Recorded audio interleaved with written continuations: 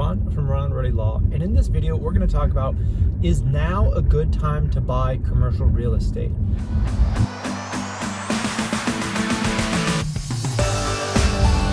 Ron from Ronald Rohde Law, and this is a question that I get asked a lot. You know, I think people have a lot of concern, they have indecision.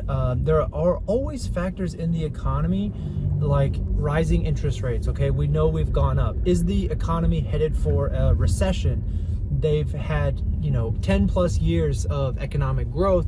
There's been a ton of Fed printing. You've got this crisis in Europe. You've got COVID. You've got these new China outbreaks. All of these perfect storm for some type of recession. And should you buy commercial real estate in 2022? Watch this video and we'll find out more. All right, guys, so this is a question I get asked a lot. Should I buy now or should I wait? I'm gonna cut to the chase and then justify my answer. The answer is no, you should not wait. And the reason for that is you need to be able to buy in any type of economy.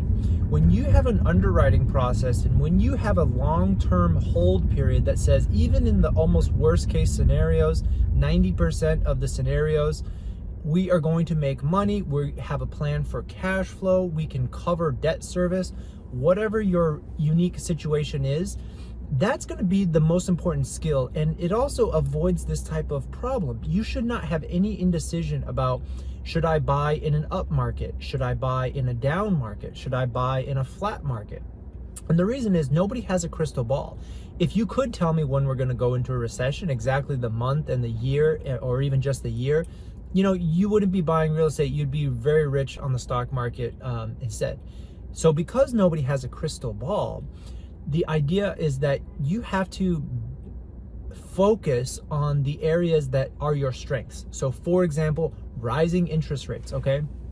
Real estate has a unique advantage in that we're able to fix debt, and you can put on fixed debt on a property even as your rents are increasing. You have the ability to cut your costs, you have the ability to raise your rents, increase your income, and that is all the while your debt remains fixed. So for every person that tells me, oh, I don't want to buy because interest rates are going up, it's going to decrease my value in the next year.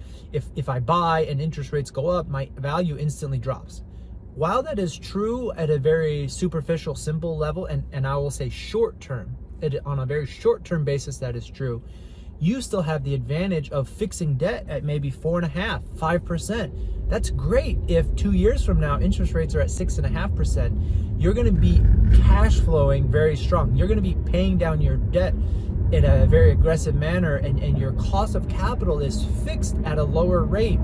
The key is however long you can fix your debt for, whether you're getting a 3-year, a 5-year, or maybe a 7-year term. What can you do in those 5 years to really increase your net income so that if you need to sell at a higher cap rate, you're still going to make money? And that is always the counter argument. Yeah, interest rates may be going up, but if you can fix your debt, can you still make money?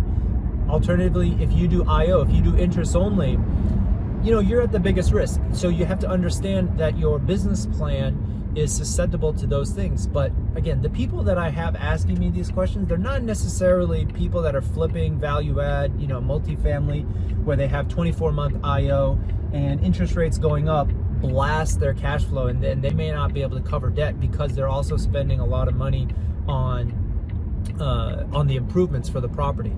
Okay, so for that aside, most long-term, we're talking industrial properties, office, whatever, you retail, you buy it, it has cash flow, it has tenants, fix your debt, and you can counter the rising interest rate problem. What about we're headed for a recession? Well, again, I think about that for your advantage. If you are a smart, consistent, long-term real estate investor, your consistency and ability to deploy capital is going to benefit you if you think there's a recession, right? We're still not even in a recession, but we're talking about the threat of a recession. A lot of the weak hands, I like to play Texas Hold'em. Anybody do that? Drop a comment down below. The weak hands are going to fold, and you as a strong hand, right? We're not bluffing. We're not going down with the two ace or the ace queen. Everybody hates that. you're not going forward with a weak hand.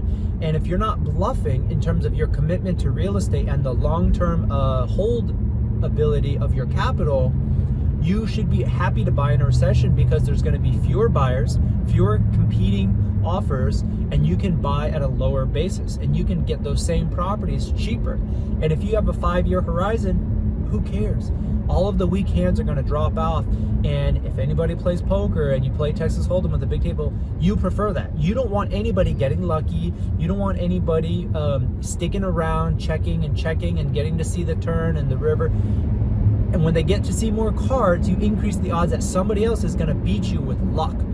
And you don't want that. You want as fewer competitors for these properties as possible. So if you have your thesis, if you have your long-term goals, stick to them. And ultimately, people that are worried at a very low level frequency about a recession, they're going to drop off. They're going to disappear out of the map. And that's going to benefit you as a long-term committed real estate investor. So you got to ask yourself, am I committed for the long term or not? Because if you're not committed, then you don't need to play these games, because yes, it is a volatile time. But yes, these changes also represent opportunity for all these reasons that I've mentioned. I think the other thing too is that sellers still have a ton of gain. So if you can find the right motivated seller, they're scared too, and they see the exact same news about rising interest rates, uncertain economy. And so the question is, who is more fearful? Is it the seller who's going to sell you at a bigger discount, or is it the buyer who's unsure if they're going to deploy capital? And that's ultimately what it comes down to, because if you take some of the great advice from the great Warren Buffett, right? He has this quote: buy when others are fearful and sell when others are greedy. That is absolutely what we're dealing with in this situation. I don't even think we've seen a ton of economic or macroeconomic factors that says definitively we're in the recession. People need to be hoarding cash. People need to be hoarding bullets. You need to be buying food and water. Okay, we're not there yet. We're not in a situation. You need to analyze your own personal cash flow and figure out how you can adapt to a recession. But that doesn't mean you should stop buying. Maybe you just get more conservative. You need to push your yields, right? That is absolutely a true fact. You need to push your yield, but you need to be buying when others are fearful, and you can outbid, I would say, the sellers. If you have more confidence, if you have a better underwriting, you can outbid them. So that's it from me today. Smash the like button, drop a comment if you play Texas Hold'em or you like Warren Buffett, and subscribe if you like the content. We'll see you next time.